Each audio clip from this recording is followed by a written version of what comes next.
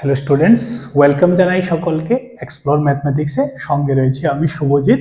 তো এখন আমরা আলোচনা করছি ক্লাস 10 সমান্তর প্রগতি, ঠিক আছে, সেকশন IA এর কোয়েশ্চেন নাম্বার 7।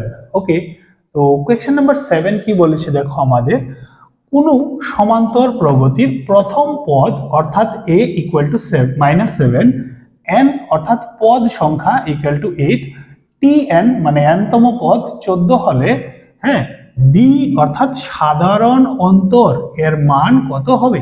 ঠিক আছে, তো দেখো আমাদের ফর্মুলাটা কি ছিল? an অথবা tn = a + n - 1 × d। ঠিক আছে, তো এই ফর্মুলাটা যদি আমরা এখানে বসাই, এখানে দেখো অনেকগুলি তথ্য দিয়ে দিয়েছে আমাদের, যা যা আমরা জানি সেটা বসাবো ফর্মুলাতে, আর d এর মানটা জানা নেই, d এর মানটা বেরিয়ে আসবে। ওকে, খুব ইজি। তো আমাদের ফর্মুলাটা কি?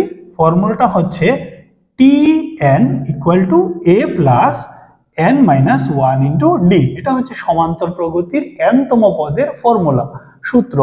ঠিক আছে, তো দেখো tn আমাদের কি দিয়েছে? 14 দিয়েছে, 14, তো আমরা এখানে 14 বসালাম। a দিয়েছে আমাদের -7, তো এখানে -7 বসালাম, প্লাস n দিয়েছে, দেখো আমাদের 8 দিয়েছে n, তোমরা সবাই দেখতে পাচ্ছ 8, তো n এর জায়গায় আমরা 8 লিখলাম, -1 × d। d তো আমরা জানি না, সেটাই বের করতে বলেছে আমাদের। ওকে, তো এটা কি একটা নাম্বার, এটাও একটা নাম্বার, এটার কাছে যদি এটাকে নিয়ে আসি আমরা, তাহলে +7 হবে, আর এখানে কি হয়ে যাবে? 7d। 8 - 1 মানে 7d। ওকে, তো এখানে দেখো এটাকে যদি এদিকে নিয়ে আসি তাহলে লিখবো আমরা 7d, আর এটাকে প্লাস করে এদিকে নিয়ে যাব, তাহলে 14 + 7 করলে আসবে কি? 21।